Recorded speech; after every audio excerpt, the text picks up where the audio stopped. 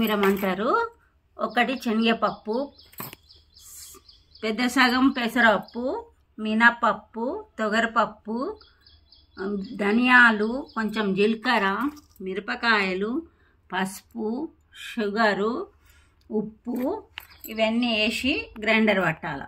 Grinder పట్టిన తర్వాత జల్లెడ పట్టాలి. జల్లెడ పట్టిన తర్వాత కొంచెం కొంచెము వేసుకుంటా గ్రైండర్లో కొంచెం గరం నూనె వేసుకుంటా గ్రైండర్ పట్టాలి. ఇది తియ్యటి చట్నీ మీరమంటారు. మా అమ్మ చెప్పింది మీకు అర్థమైందో లేదో. ఈ గ్లాస్ క్వాంటిటీ తీసుకుంది మా మమ్మీ కొలతల ప్రకారం. ఇప్పుడు ఇది షుగర్ అనేది ఇవి ఎంత కొలిసినవి ఉంటాయో అంత కొలతకి సరిపడే అంత షుగర్ తీసుకోవాలి.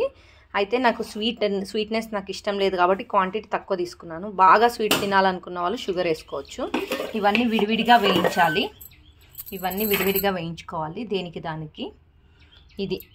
దీన్ని చట్నీ మీరం అంటారు మా తెలంగాణలో. మీ సైడ్ ఏమంటారు కామెంట్స్లో చెప్పండి. టేస్ట్ కోసం కొంచెం నిమ్మప్పు కూడా వేస్తారు అమ్మ, ఎక్కువ కాదు లైట్గా. ఇవన్నీ వేసి మిక్సీ పట్టేసి వేడి నూనె కొంచెం వేసుకుంటూ మిక్సీ పడుతుంది అమ్మ.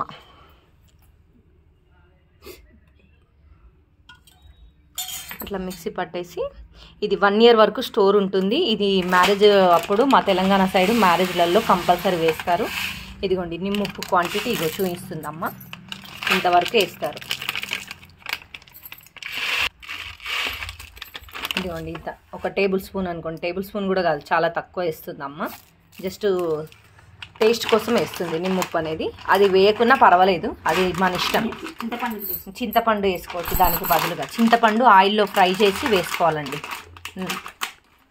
ఇది సంగతి. కంప్లీట్ అయ్యాక మీకు చూపిస్తాను ఎలా జరిగిద్దో అన్నది. ఇదిగోండి ఫస్ట్ ఎండుమిరపకాయలు మిక్సీ పట్టుకోవాలి. ఇదిగోండి చక్కెర, ఎండుమిరపకాయలు పొడి పట్టేసి అలా కొంచెం కొంచెంగా తీసుకొని ఇదిగోండి ఇట్లా పౌడర్ చేసుకోవాలి. ఇట్లా జల్లించుకోవడం ఎందుకంటే స్పైన్ పౌడర్ అవుతుంది నీట్గా. మళ్ళీ ఇంకా ఇట్లా ఏవైతే మిక్సీ పట్టకుండా మిగిలిపోయినాయో అవి పైకి వస్తాయి. అంతే తప్ప అది పట్టినా సరే పట్టకపోయినా సరే మన ఇష్టం. మళ్ళీ పట్టుకోవాలి.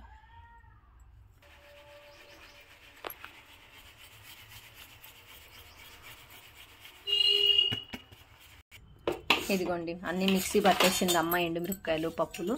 అదిగోండి అట్లా ఆయిల్ కొంచెం యాడ్ చేసుకుంటూ మిక్సీ పట్టుకుంటే ఇప్పుడు చూడండి ఎట్లా కలర్ చేంజ్ అవుతుంది. స్టన్ అయిపోతారు మీరు. ఇదిగోండి ఈ కలర్ చూడండి, ఈ కలర్ చూడండి. అట్లా ఆయిల్ యాడ్ చేసి మిక్సీ పడితే ఇట్లా కలర్ వస్తుంది. మనం చేతితో కలిపితే పొయ్యి మీద అది రాదు కాబట్టి ఇగో ఇలా మిక్సీలో వేసి అమ్మ ప్లాన్ చేసి చేస్తుంది. ఇది మా మమ్మీ తెలివితేటలు. ఈ పొడి అంతా గ్రైండర్ పట్టిన పొయ్యి మీద ఎంచుతుంటుంది అంతైనా. ఇదంతా పౌడర్ అప్పట్లో పౌడర్ అంతా అయ్యాక అప్పటి కాలం తెలివితేటలు ఎలా ఉండేవంటే ఈ పౌడర్ని మళ్ళీ నూనెలో వేయించేవాళ్ళు.